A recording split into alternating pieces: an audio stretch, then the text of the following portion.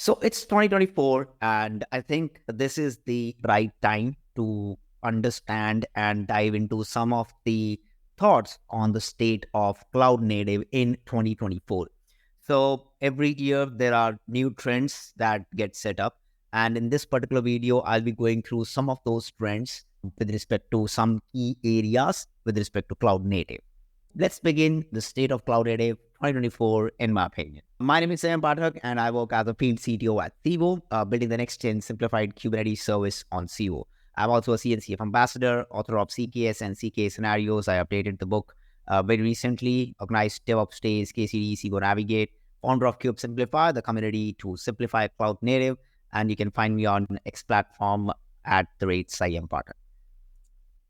So let's first start with very interesting question, which is what is cloud native? Now, the thing is, over the years, the term has evolved a lot. The tools have evolved a lot. The technology has evolved a lot. And so is the definition. Because if you ask, what is DevOps? And everyone will have their own set of definitions for that.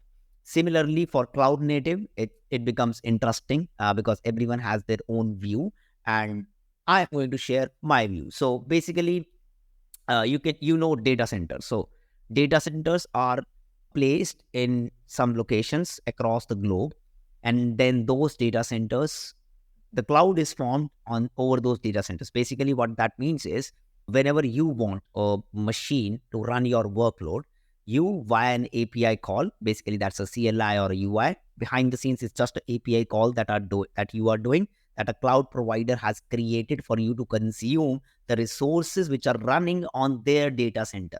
So you can request for, a 20 gigs of machine and X TB of NVMe drives to run your workload, and you'll get it within a few seconds or within a few minutes. That's how simple cloud has made things for us. So over the years, I believe you can call cloud native as a philosophy, because it not only democratizes how you deploy or develop and deploy your application, it is also a shift from how you think of deploying and developing your application. Cloud native is a philosophy. It is running your application in clouds with the modern tooling. So if you think back of the pre-era, like the when you only had, EC2 or, some few services which are there, no containerization era, that time running an application in cloud means you are just renting a virtual machine from a particular vendor, and then you are running your application and you're not using your data center. So the philosophy evolved from there. Then the process evolved. You got new philosophies of DevOps. You got new cultural philosophy, how to adopt those tools and make this cloud native. So we can see VMs in the cloud, and then more and more services, as we saw more and more services in the cloud coming in for the application and ease of development and deployment. So everything surrounding that started as a service. So like, for example, we are in the Gen AI world, so generative AI, so we are seeing more and more number of services. So that's where the demand is, more and more services kept on coming in. Then came in the containerization and the Kubernetes era. This changed the whole game and gave rise to CNCF, which became the Cloud Native Computing Foundation. It has like N number of, I don't even know the count, but there is a finite count, but I would say like N number of projects and tools under that particular specific umbrella. So I think with the rise of CNCF, we have seen overall, like I said, philosophy running in cloud and the process changes kind of is the whole cloud native way of doing things. So we say like monolithic to microservices, which to some extent, yes, is true, because there are still monolithics being deployed and being developed. So not everything is microservice. And we went from servers to VMs to container, but we still are using servers. We still are using VMs. We still are using VMs on Kubernetes, and definitely we are using containers, and we are moving one layer down, which is WebAssembly. So we are seeing a lot of changes happening in this. We are seeing DevOps, then, evolution of that, or addition to that, GitOps, and then evolution of that platform engineering to have your own internal developer platforms. your own hardware to cloud. We have seen that particular change, but you can also see people coming back from cloud to their own hardware. So that doesn't mean they are not cloud native. So in the end, cloud native is building a application which is agnostic of the platform, that it can run on any cloud, it can run on your data center, it can run on any of the API based hardware which is out there. So that, I would say, that is, the cloud native way of doing things, and using the modern cloud native tools, which kind of falls in the CNCF landscape. Yes, there are some tools which are not yet part of CNCF, which also do a lot of eases out a lot of process and works for you. But overall, this is what is cloud native. So I wanted to set the context first before we move to the main thing of state of cloud native in 2024. So in this particular video, I'll be explaining 4 key areas where I think 2024 will see a lot of movement. One is sustainability, one is WebAssembly, one is AI, and one is platform engineering. There are other areas where we'll see the continuous growth, but these areas might see some very big disruptions, or very big new innovations and new production use cases, or massive adaptability and things like that. So sustainability, it has become very important to become, or to just be aware of the carbon emissions for your cloud native applications. It has become very, obvious to think about the carbon emissions of your data centers, of your applications, what you are running, how you are running, what is the carbon emission of that from the software perspective. In the end, we need kind of 3 things. One is the measurements, and that can be done on the basis of some tooling to measure the energy for the solutions that we develop and deploy. Second is reduce the code that generate the heavy CPU cycles and memory allocation. Why I say the heavy CPU cycles and memory allocation? Because those actually are the frequency and capacitance that gets mapped when we calculate the sustainability carbon emissions. Identifying the working hours of the environment and turning off during the night hours. So some of the very common things that everybody can kind of think, analyze, do. So with that, we have a CNCF Technical Advisory Group for Environment Sustainability, which is tag ENV sustainability.cncf.io. Tag ENV supports the CNCF community and its open source projects to become more sustainable. So that there is a new tag in sustainability in CNCF for sustainability, which is a very big thing. So CNCF, you can see CNCF itself is pushing sustainability of not only the cloud native projects, but also helping in the evolution of the tools, making an umbrella for the open source projects like it always does, so that people can contribute, create, and innovate on top of that. So we have now a sustainable cloud computing landscape.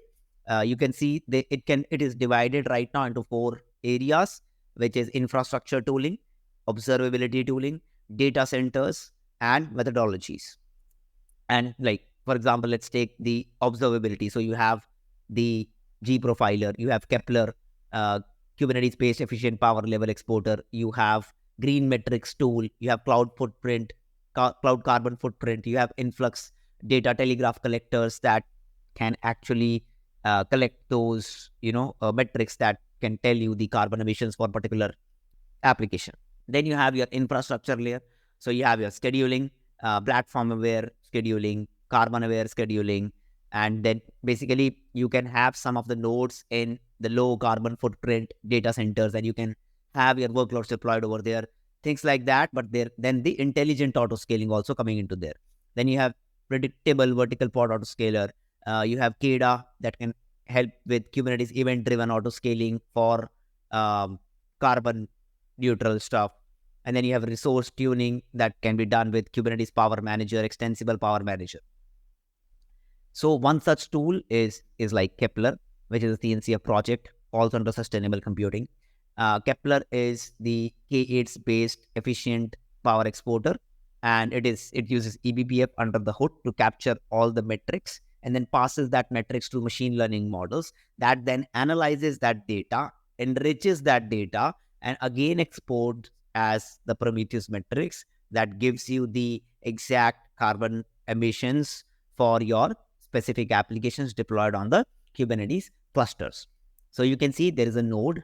Every node has some containers running on them, every pod running on them, and every pod is having some containers running on them. And containers are nothing but just a Linux process, which are just a Linux namespace isolations and stuff like that. And everything that is running as a process contributes to the energy consumption, because that is CPU, GPU, RAM, power, everything is contributing over there. How are we measuring? So this is what I was telling when we were first discussing this, like the reducing the number of heavy CPU cycles. So usually it is measured by the capacitance and frequency. But we cannot measure it directly. So for workaround, what we do is capacitance, meaning the number of circuit running, and we make it like we count the number of CPU cycles when we are talking about the softwares running on the hardwares. And when we talk about the frequency, it is the every circuit frequency, and how we calculate that is we read from the CPU counters like the APERF counter and things. This is how the dashboard of Kepler looks like. So you can see you have power consumption in all namespaces. You can see the total power consumption in all namespaces, and this is kilowatt hour per hour all namespaces. And you can filter by namespaces, you can filter by workloads, you can sort it. So different stuff you can do, and this gives you overview of what your power consumption carbon emission is for your application in which particular namespace. You can also filter by namespace and see which namespace is contributing more towards the carbon emission in the workloads that you have deployed. So Kepler, in short, is energy consumption by the pod. Metrics captured using eBPF sent to ML models that can be online and offline. I have a full deep dive video on Kepler with the demo on Cube Simplified. You can check that out. Then generating meaningful data, because that after it goes to ML model and it then enriches the data, so you get the meaningful data, and then you can use those Prometheus metrics to create fancy dashboards using Grafana and stuff. So now let's try to understand another CNCF project, which is kube-green, which is an operator to reduce the CO2 footprint of the clusters. Interestingly, we all have multiple clusters. Like we love having multiple clusters because we have dev, stage, prod, and even test at times, and there can be multiple environments. Not all the times all the clusters needs to be running. So there are like thousands of pods running 24/7, contributing to the CO2 emissions from multiple clusters that you do not need at times. So I think that is the time where you can make your pods in specific environments go to sleep. So kube-green is an operator that is installed on Kubernetes. You can, or an admin can, create a custom resource sleep info, and it can, like in this particular example, you have a sleep info kind, and on weekdays, so it means that shut this particular workload down on weekdays, sleeping at night 8 p.m. to 8 a.m. in the morning with respect to European time zone, and suspend cron job as true, exclude the deployment API gateway. So you can exclude different specific deployments from that you do not want to sleep, basically, which are critical for some pieces of your applications to still functioning if somebody is testing or doing something. So why I told this? Because we will see more and more tools coming in conjunction. So what you can do is you can get the metrics from the Kepler, and then you can take action and reduce the impact by scaling that to 0. So in 2024, we'll see more adoption of such tools. We'll see CNCF projects measuring their carbon footprint. This is actually a part in the working group itself that is working towards measuring the carbon footprint of CNCF projects.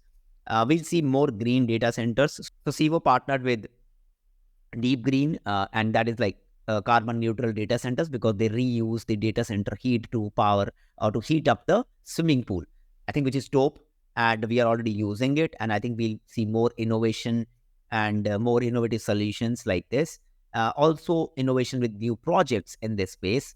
We'll see that. More and more education on how to go beyond politics. This is very important, because whenever we talk about sustainability, we always think from a perspective of, political leaders and stuff like that. But as devs, as software engineers, as working in the software industry, IT industry, I think it's very important that we focus on that area first where we can take, use, and create an impact from our side. And then, yes, the community is growing bigger and bigger, and you can be part of it. So make sure to join the tag, be in the meetings. I think it is the right time to get involved in a very bright tag, which will going to shine in 2024. Next one is WebAssembly, my favorite, and creating some content around WebAssembly specifically as well. So just to set, again, I'm setting the context and then going through the 2024, what the state in 2024. So WebAssembly defines a portable size and load time efficient format and execution model specifically designed to serve as a compilation target for the web. So this statement is taken by one of the quotes from Luke Wagner. I think that perfectly summarizes what WebAssembly is, because it is actually the compilation target. So this is the concept, like a user writes the code in Rust. You use the same tooling. So the tooling was not matured before, but it is very much mature now. So you do use the same tooling cargo build, just put the target as Wasm32 WASI. You get a .wasm file that can run on any architecture. This was the timeline, so it's not a very new concept. We have been seeing the attempts made for running something apart from JavaScript inside the browser from ASM.js time onwards. So WebAssembly was initially announced in 2015, and we saw more and more progress of WebAssembly on browser in 2017. First public working draft with thread support got in 2018, and 2019 was the year where we got massive attraction from the cloud native side of things and the server side of things because of WASI that lets you run WebAssembly on the server side using WebAssembly system interface. Then the expansion of Wasm ecosystem with more tools and languages and frameworks in 2020. 2021 was about first draft component model, and 2022 WASI specification 2, core specification 2. 2023 mainly around polishing those component model, polishing the WebAssembly preview 2, and WebAssembly machine learning inferencing, a lot of AI inferencing use case. So 2024 WebAssembly goes mainstream with superpowers. AI inferencing on WebAssembly, we'll see more and more. WASI reaching to 1.0. Hopefully by end year, we'll see WASI 1.0. I think preview 2 with networking support will be out in very early 2024. Component models, specification to be finalized. This is what people are very excited about. What it means in a nutshell is, let's say you have developed a particular piece of library that is very powerful and that is written in Python, and I am writing a Rust code, and I can use your library because I also need that functionality and I don't have to rewrite it. With component model, I should be able to reuse what you have written. So it's similar to, importing whatever you love in whichever language that is solving a specific problem that you also need to solve in your code. True polyglot kind of applications that you will be able to build with component model. More adoption based innovation. So we have seen, companies like Wasm, Wasm Edge, Second State, they are also building not only with respect to specifications, but also apart from it where the user demands are there. Like, WASIX, which is WASI on steroids, like it has many features. Onyx, a new programming language powered by WebAssembly. So we are seeing new stuff that is in demand, which might or might not be 100% with respect to the specification, but it serves the purpose. So we'll see more innovation in that area as well.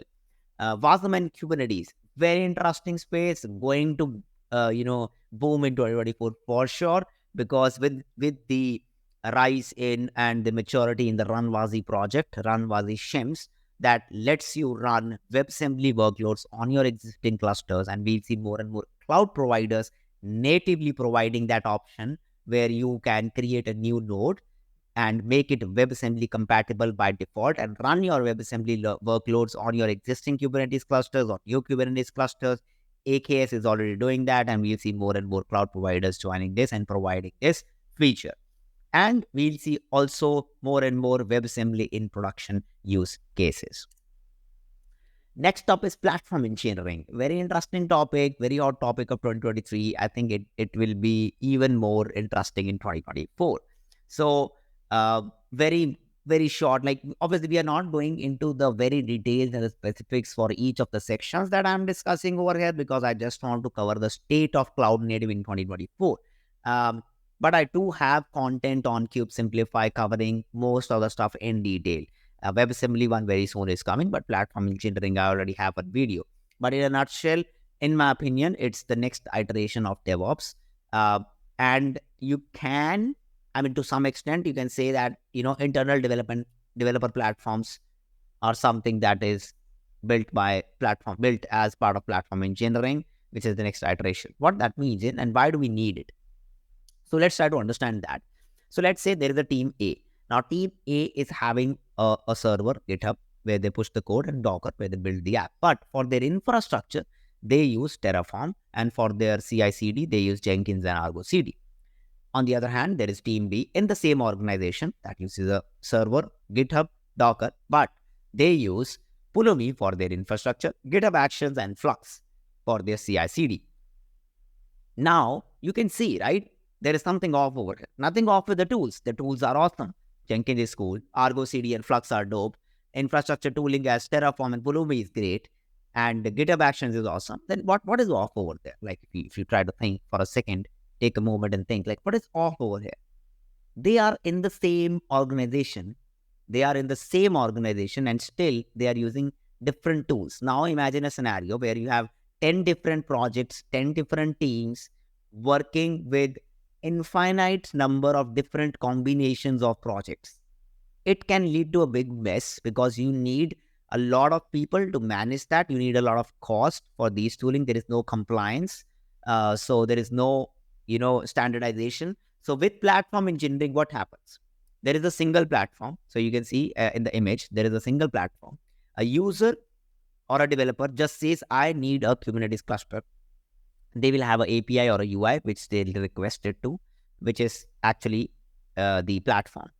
And the platform will give a 3-node cluster. That's it. They don't need to specify which cloud. They did need to understand about the standardization. They don't need to understand GKE, CVO, or whatever Kubernetes cloud provider they need. They don't need to understand, or they don't need to do POCs on that. So it does standardization of tooling across the organization, because as organization, the platform engineering team will take the decisions based on the security best practices, based on the compliances, based on the tooling maturity, that these are the set of tools for different areas that we'll be using for all of our projects. So it makes standardization of tooling very much possible with platform engineering. Self-serving API-based platform for devs. Dev love APIs and UI. You can give them the APIs and which they can consume without knowing much about, I need Postgres from AWS, I need RDS, I need whatever. So they just say, I need a database with X GB of RAM. That's it. They'll get a database. They'll have with the credentials. That's pretty much it for the IDP that they'll get. Abstraction of services. They don't need to know what they are getting. They just specify, we need a database, we need a cluster, we need this, we need that. That's it. Less complex. It becomes less duplication because users or teams do not have to duplicate the setups of production-ready setups of different CNCF tooling for each project. You have a production-ready setup, you just keep creating, clones of that. Security and compliance, as I mentioned, it will be there. Cost reduction and FinOps is also a part of platform engineering. So that's what it adds, and that's why it is very important. And in 2024, we'll see more and more projects popping up in this space, more and more projects, open source and not vendor neutral or maybe vendor specific, basically vendors popping up in this space, easing out either creation or adoption of the internal developer platforms. So more startups with opinionated solutions, because it's all about opinionated solutions. What works for one might not work for other. So it all depends on the opinionated solutions. Then more and more adoption within the organization. The CNCF white paper, which was already there, it will get more adopted, read, and more standardized best practices for deploying, creating internal developer platforms. So 2024 is a very big year for platform engineering as well. The last one that I want to talk about is cloud native and AI. So everyone knows generative AI got mainstream in 2023. We saw at KubeCon, Priyanka had, big things to talk about AI, OpenAI, and Kubernetes. How OpenAI gave their keynote a long time back at KubeCon, stating how OpenAI is being powered by Kubernetes. So Kubernetes has become kind of that uh, piece of technology where everything is powered, like it is powering every piece. And with growing, we can see the growing CNC of AI tooling. We can see more and more number of projects coming into this space. Like for example, Kate's GPT just got accepted to CNCF sandbox. It is getting massive adoption. So we are not only seeing the enhancements within Kubernetes to cater the machine learning workloads, we are also seeing enhancements in or the new innovation in this space where new and new projects are coming in for solving different challenges using the generative AI, which got mainstream in 2023. So 2024 brings more innovations, more adoption, ease of deployment, also opinionated platforms for machine learning. So we'll be having an end-to-end platform where from the developing, training and deploying and whatsoever is there involved in the pipeline for the end result, we'll have the opinionated platform for this. We'll also see GPU sharing, how GPU sharing works, more and more slicing of it, more availability with smaller providers, more interesting services from smaller provider in the machine learning AI space. We'll also see eBPF and AI, some stuff going around in this. We also see more and more observability startups, including AI to auto detect and auto fix some of the fixes with respect to Kubernetes when it comes to Kubernetes, because cloud native is what we are talking about today. So I think that's pretty much it from the 4 areas that I wanted to cover, which is the sustainability. We're definitely bound to grow. WebAssembly, yes, it in Kubernetes ecosystem as well. We'll see, WebAssembly as an extended scheduler for WebAssembly. There's works going around over there, and it's definitely going mainstream for the server side WebAssembly and cloud native WebAssembly with respect to Kubernetes, run WASI platform engineering going mainstream in 2024 with more adoption, more innovation, more opinionated platform. Generative AI and AI ecosystem is also one of the hot topics that will continue to thrive in 2024. So that's pretty much it, what I had to share for the state of cloud native in 2024. I hope you enjoyed the video. Do share your views on what you think will be the state of cloud native in 2024 and which areas you will see more adoption or innovation or production use cases in 2024. But in my opinion, these are the 4 key areas to look for and get involved in 2024. Thank you so much for watching this video.